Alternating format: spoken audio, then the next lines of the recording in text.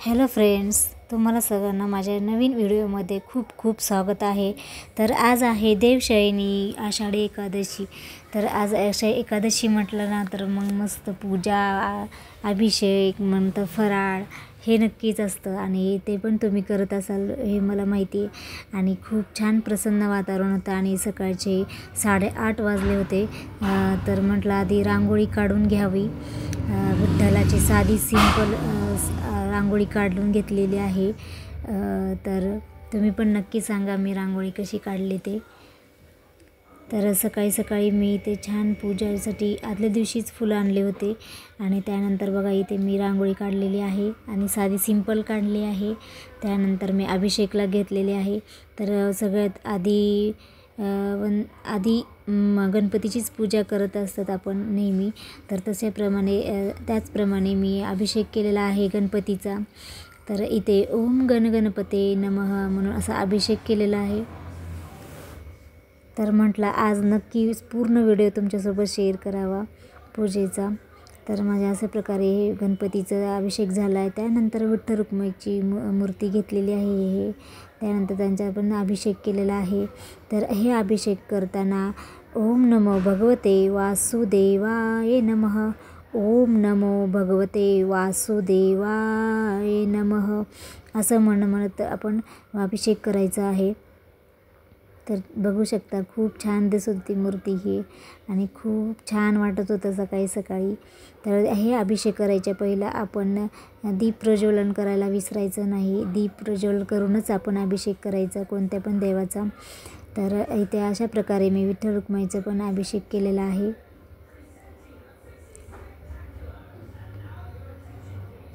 आज सगळेजण अभिषेक करत असताल तुम्ही पण, तुमची पण छान पूजा झाली असेल ना, तर नक्की कमेंट करून सांगा। तर इथे मी मस्त वस्त्र आपलं हार घातलेला आहे इथे विठ्ठल रुक्मिणींना। आणि कालच मी तुळशीचे आपलं मंजुळा वगैरे घेऊन ठेवले होते, कारण आजच्या दिवशी तुळशीचे मंजुळा वगैरे तोडायचे नसतात। तर मी त्या अशा प्रकारे हळदी कुंकू वाहिलेला आहे त्या। आणि स्वामींची पण आज मी पूजा केलेली आहे सकाळी। आणि नंतर म्हणलं आपण निवांत हे अभिषेक करावं, त्यामुळे अभिषेक केलेला आहे।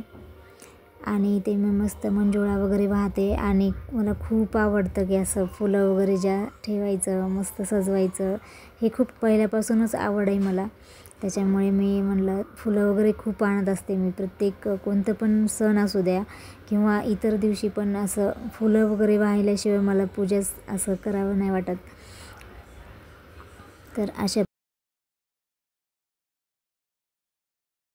तर तुम्ही पण बघू शकता किती सुंदर दिसते मूर्ती वगैरे। आणि छोटीशी पण आहे, पण ठीक आहे, म्हणजे देवघरात बसेल एवढीच आणली मी।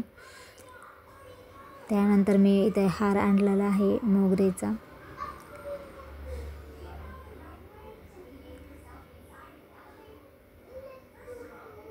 आज दिवसभर आपण जेवढं जपमाळ करताल किंवा नामस्मरण करताल, आज नक्की विष्णू सहस्त्रनामाचं पठण करायचं आहे आपल्याला।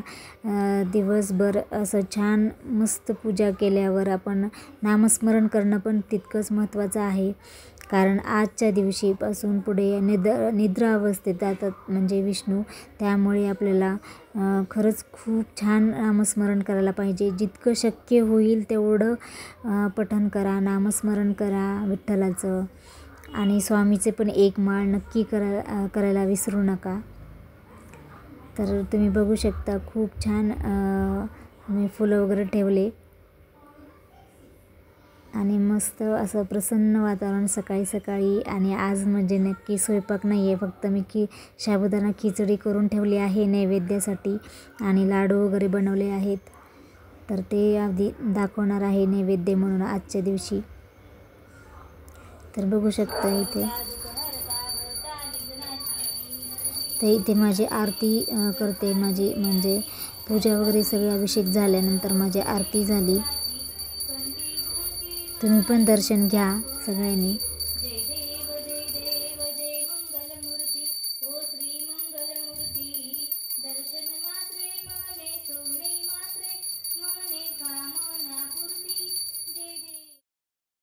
तर माझी इथे आरती करून झाल्यावर माझी एक माळ ओम नमो भगवते वासुदेवाय आणि एक स्वामीची माळ करत असते आणि जेवढं शक्य होईल तेवढं जप कर.